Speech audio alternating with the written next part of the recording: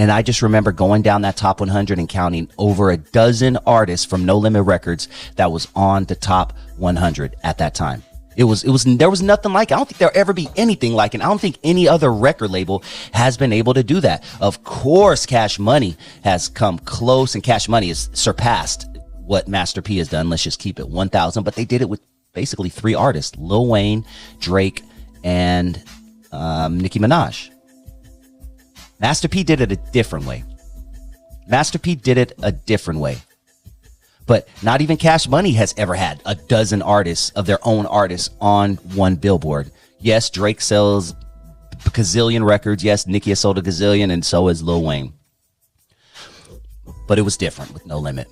It was different. It was so cool to see it. And as an up-and-coming person who wanted to be in music at that time, I remember thinking to myself, if they could do it, I could do it. So I started to study everything Master P, everything. Where did he come from? How did he get to where he is? And I found out in my journeys that a lot of his beginnings were in Northern California, which makes a lot of sense because he loves that West Coast bass. Like, you could tell he had a lot of West Coast influence. But Master P owned a record shop in Richmond, California called No Limit Records.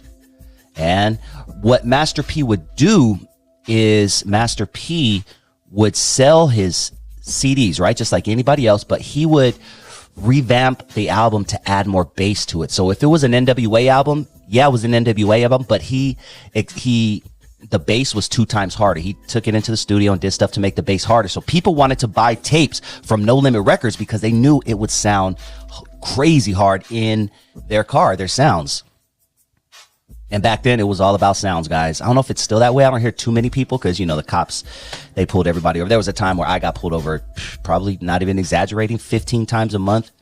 Just sad sounds and big-ass rims and just stupid N-word shit. But that was what I used to do, back in the day. And no album sounded better in your car with your 212s in your back or your 16s and your tweeters in the front. You got your amp and all. Nothing sounded better than a No Limit.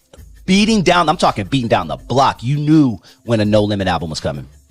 But that was Master P's beginnings, was Richmond, California. He took that money and whatever other money he was making in the street, and he started No Limit Records.